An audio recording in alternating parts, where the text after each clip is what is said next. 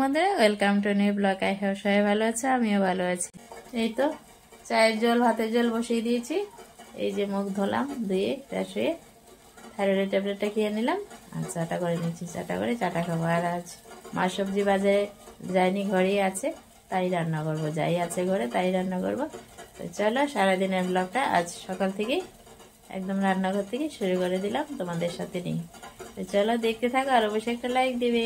আকাশের মেঘলা ভাবটা বন্ধুরা এখনো কাটেনি, এখনো ওয়েদার খারাপ। জানি না পুজোতে কি হবে, বৃষ্টি থাকবে কিনা। তো বৃষ্টি থাকলে তো ভীষণই আনন্দটা মাটি হয়ে যাবে বলো। তো চলো চাটা করে নিই, চাটা খেয়ে নিই। ঝিম ঝিম পড়ছে বৃষ্টি, অপরূপ কি বিধাতার সৃষ্টি। তো বন্ধুরা বৃষ্টি দেখো, বৃষ্টি বৃষ্টি হলো, পুজো দেখা হবে তো, আমাদের আনন্দ উল্লাস হবে তো।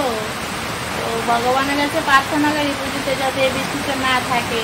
আর মাত্র কয়েকদিন বাকি বলো। তো দেখো আমার ডাল সম্বাদ দেওয়া হয়েছে, সবজিও কেটেছি। তো কি রান্না করছি বাকি সব দেখবে। তো পুরো ভিডিওটা তো দেখতে হবে, অবশ্যই দেখো। যারা যারা আমার পাশে আছো, আমি তোমাদের পাশে আছি। তো যারা যারা এই বন্ধুরা আমার ভিডিওতে কমেন্ট করো, প্লিজ ফলো দিয়ে কমেন্ট করো, আমি তোমাদেরকে লাইক দিয়ে দেবো। থ্যাংক ইউ পাশে থেকে ভিডিও দেখার জন্য। পাশে দেখো ডালটা হয়ে গেছে, সবজিগুলি এখন ধুয়ে নেবো। সবজি কেটে ধুয়ে নিয়েছি, বেগুন কাটলাম, আলু বেগুন দিয়ে মাছের ঝোল হবে। আলুটাও কেটেছি, এখন ভাপিয়ে নেব। আলু বেগুন দিয়ে মাছের ঝোল এবারে কড়াতে তেল দিলাম, আলু ভাজা করবো বলে। ডালটা গরম হয়েছে, আলুগুলি দিয়ে লবণ হলুদ দিয়ে তারপর নাড়াচাড়া দিয়ে একটু ঢাকা চাপা দিয়ে দেবো, তাতে করে আলুগুলি সিদ্ধ হয়ে যাবে। কাঁচা লঙ্কা একটা চিড়ে দিয়ে দিলাম আর কি। তো আলু ভাজাগুলি করে নিচ্ছি। হালকা লঙ্কা করে দিয়েছি, দিয়ে আলু ভাজাগুলি একটু লাল লাল করে ভেজে নিলাম। ভাজাগুলি হয়ে গেছে, জাস্ট নামিয়ে নিচ্ছি। আলু ভাজাগুলি হয়ে গেছে বন্ধুরা। তো ডাল হয়েছে, আলু ভাজা হয়েছে, ছেলেকে সকালের খাবারটা দেবো। আর বাকি রান্না বান্না চলো করেনি। আর এখন তরকারি বেগুনটা ভেজে নিচ্ছি। একে একে বেগুন ভেজে তারপর আলুগুলি ভাজবো, তারপর তরকারিটা বসিয়ে দিচ্ছি। আলু বেগুন ভেজে বন্ধুরা তরকারিটা বসিয়ে দিয়েছি, বসিয়ে আলাদাও করে নিয়েছি। দেখো ছেলের জন্য আলু বেগুনের মাছ ছাড়া ঝোল, আর এখানে হচ্ছে মাছের ঝোল।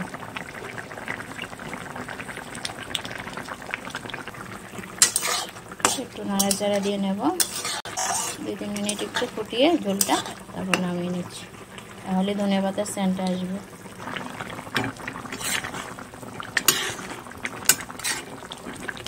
মাছের ঝোলটাও একটু নাড়াচাড়া দিয়ে 2-3 মিনিট পর নামিয়ে নিচ্ছি। ধনেপাতার সেন্টটা যখন বেরোবে তাহলে তখনই নামিয়ে নেব আর কি। হয়ে গেছে প্রায় তরকারি। বৃষ্টিটা একটু কমেছে বন্ধুরা, আর আমার রান্নাও কমপ্লিট। এখন রান্নার পর বাকি কাজকর্মগুলি করি। আর কি কি রান্না হলো চলো একটু দেখিয়ে দেই। কমপ্লিট কি রান্না হলো, শর্টকাটে রান্না, যাই রান্না করলাম রেগুলার রান্না বান্নাগুলি তোমাদের সাথে শেয়ার করি। তোমরাও আমাকে সাপোর্ট করো ভিডিওটা দেখে, থ্যাংক ইউ সবাইকে।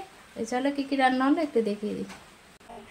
এই দেখো বন্ধুরা, জাস্ট লোভনীয় আলু বেগুন দিয়ে ধনিয়া পাতা দিয়ে মাছের তরকারিটা লোভনীয় হয়েছে, টেস্ট হবে দারুণ বলো।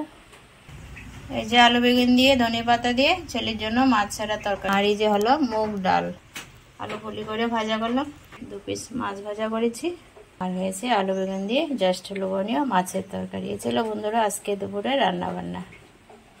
অবশ্যই জানিও কমেন্টে আমার রান্না বান্নাগুলি তোমাদের সাথে যে শেয়ার করি ভিডিওটা কেমন লাগে। যদি ভালো লাগে লাইক কমেন্ট শেয়ার করে দিও। থ্যাংক ইউ বন্ধুরা আমার সাথে থেকে ভিডিওটা দেখার জন্য। রান্না বান্না শেষ করে সমস্ত কাজ গুছিয়ে স্নান করে খাওয়া দাওয়া সারলাম। তো এখন কাজে বেরোবো, তার আগেই আজকের ব্লগটা শেষ করে দিচ্ছি। যারা আমায় ভালোবাসো তারা তো কমেন্ট করো ভিডিও দেখে, আর যারা ভিডিও দেখো কিন্তু কমেন্ট করো নি, কি বন্ধুরা একটু ভালোবাসা দেওয়া যায় না? প্লিজ ভালো হলেও কমেন্ট করো, খারাপ হলেও একটা কমেন্ট করো। তো থ্যাংক ইউ বন্ধুরা যারা যারা আমার পাশে আছো, আমাকে সাপোর্ট করো আর কি। তো আবার আসবো নতুন ভিডিওর সাথে, ততক্ষণ ভালো থেকো, সুস্থ থেকো। বাই বন্ধুরা।